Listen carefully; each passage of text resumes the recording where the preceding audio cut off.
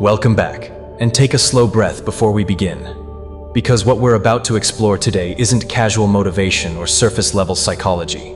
It's a deep unraveling of something many of you have felt your entire lives but were never given language for. Something that sits quietly in your chest when you notice how different your social world looks compared to others. Something that whispers to you in moments of solitude and asks, "Why am I built this way?"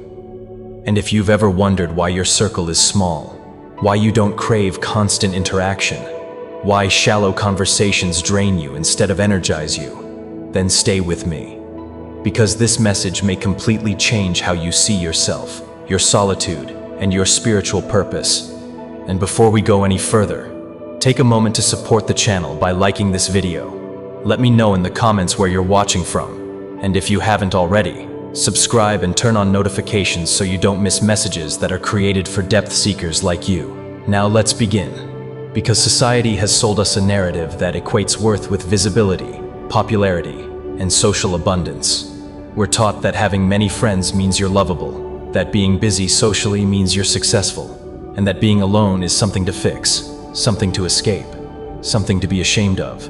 But what if that entire framework is upside down?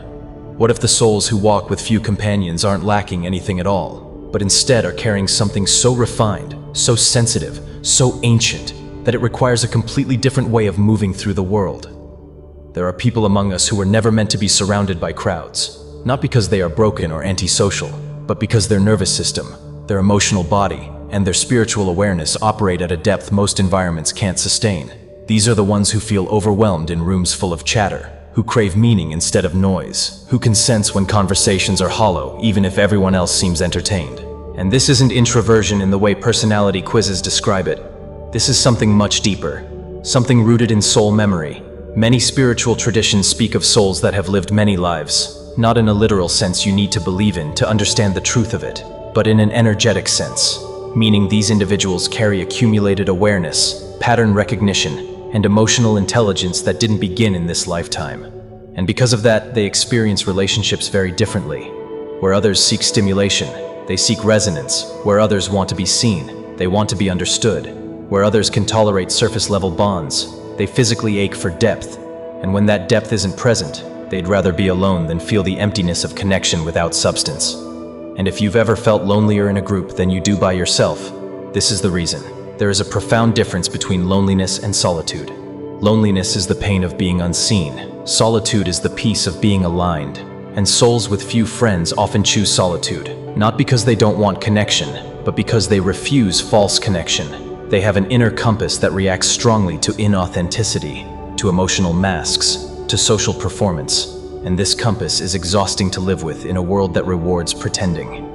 They walk into rooms and immediately feel what others miss. The tension behind smiles, the unspoken resentment, the insecurity beneath confidence, the emotional undercurrents beneath polite conversation, and processing all of this information simultaneously takes energy, immense energy. So they withdraw, not from people, but from overload, from environments that demand they ignore what they are sensing just to fit in.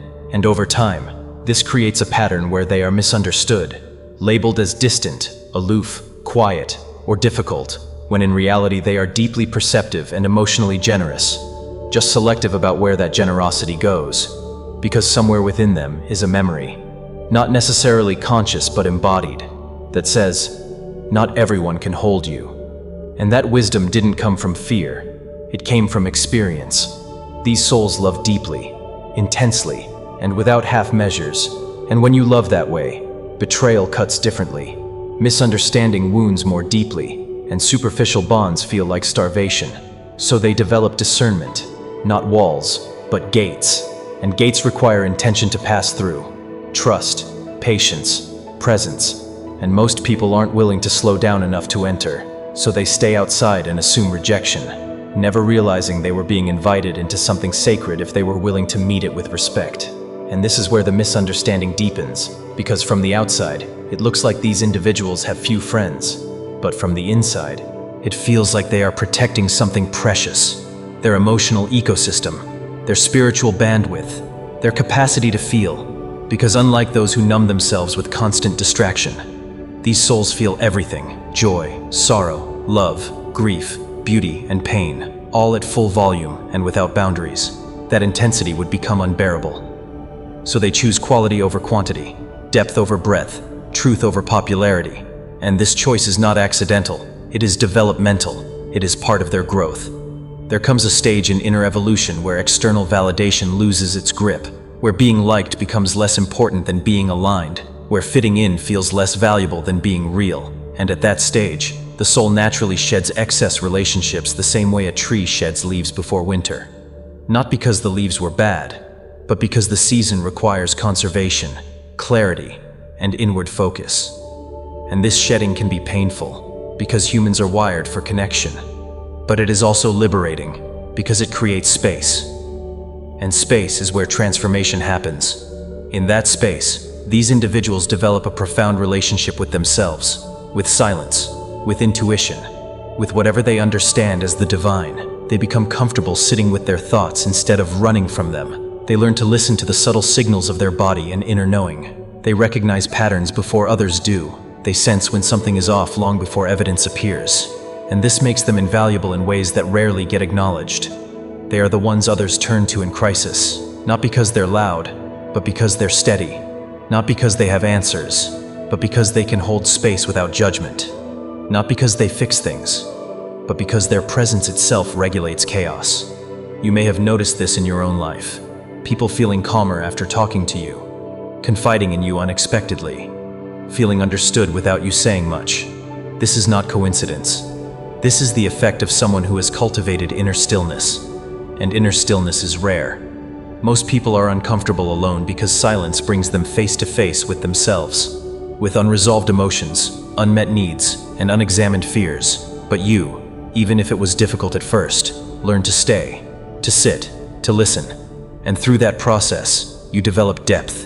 And depth is not compatible with constant social noise. So your circle remains small, not because you failed socially, but because you succeeded internally. And this is something society does not know how to measure. There are no awards for emotional honesty, no trophies for spiritual maturity, no public recognition for restraint, discernment, or integrity. But these qualities shape lives in ways popularity never could. People with few friends often have an extraordinary capacity for loyalty. When they choose someone, they choose fully. They show up consistently. They don't disappear when things get inconvenient. They don't treat relationships as disposable, and this can feel out of place in a culture that normalizes ghosting, casual attachment, and emotional detachment disguised as independence. Their all-or-nothing nature isn't rigidity, it's coherence. They cannot fragment themselves across dozens of shallow bonds, because their system is designed for depth, and when they try to force themselves into social molds that don't fit, they experience anxiety, exhaustion, and self-doubt, thinking something is wrong with them. But nothing is wrong. Something is right. They are responding accurately to misalignment, and the turning point comes when they stop trying to fix themselves and start honoring their design. When they stop apologizing for needing space, for leaving early, for declining invitations, for choosing a quiet evening over a crowded room. This isn't withdrawal from life, it's engagement on their own terms. And when they accept this, their relationships, though few, become profoundly nourishing, because they are built on mutual recognition, not obligation, on resonance, not convenience, on honesty, not performance. And this kind of connection doesn't require constant contact to remain strong. It can survive silence, distance, and change, because it is rooted in essence, not behavior. And one true connection like this can sustain a person more than dozens of superficial ones, because it offers what the soul actually needs: to be seen without explanation, to be accepted without translation, to be valued without performance. And this brings us to an important truth. Many people with few friends are not isolated in the way it appears. They are accompanied in ways that are invisible, through intuition, inner guidance, creativity, spirituality, or a sense of being supported by something larger than themselves. They feel held even when alone, not in a fantasy way, but in a grounded, stabilizing way. And because of this, they don't panic in solitude. They don't rush to fill every silence. They trust timing. They trust alignment. They trust that what is meant for them will not require them to abandon themselves to obtain it. And this trust sets them apart. While others chase connection out of fear of being alone, they wait out of faith in authenticity. And this waiting is not passive. It is active inner preparation, healing old patterns, refining discernment, strengthening self-trust. learning to recognize the difference between attachment and connection. And this is why their relationships often come later in life, or unfold slowly. But when they do, they are deeply transformative, not just for them, but for the other person as well. Because to be loved by someone who has learned to love themselves in solitude is a rare experience. It is steady, present, and real. There is no rush, no games, no manipulation, just truth.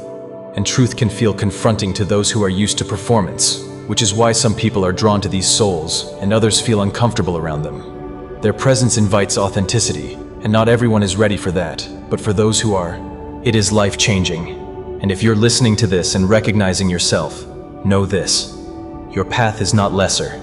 It is not delayed. It is not broken. It is precise. Your small circle is not evidence of deficiency. It is evidence of discernment. Your need for solitude is not avoidance. It is regulation. Your depth is not too much. It is just rare, and the world needs rare things, especially now, in a time of constant distraction, performative connection, and emotional numbness. Your sensitivity, your introspection, your ability to be alone without losing yourself. These are stabilizing forces, even if they go uncelebrated. You influence more than you know through your presence, your listening, your consistency, your refusal to cheapen connection. And while you may never be the most visible person in the room, you are often the most grounding. The one people remember without knowing why. The one whose words linger, whose silence comforts, whose energy shifts things quietly. And this is impact, not the loud kind, but the lasting kind. So stop measuring your life by metrics that were never designed to capture your value. Stop comparing your inner world to someone else's highlight reel. Stop assuming that more people would mean more fulfillment, when your soul has already shown you otherwise. Honor your rhythm, protect your energy, invest deeply in the few who truly see you, and trust that the connections meant for you will recognize your depth without you having to explain it, because they will be built from the same place. And if this message resonated with you, if it articulated something you felt but never fully understood, let me know in the comments that this message found you. Your presence here matters more than you realize, and by engaging, you help others who feel the same quiet difference recognize themselves too. Remember, your solitude is not empty, your small circle is not lacking, and your path is not behind. It is simply deeper. Keep walking it with integrity, and I'll see you again soon.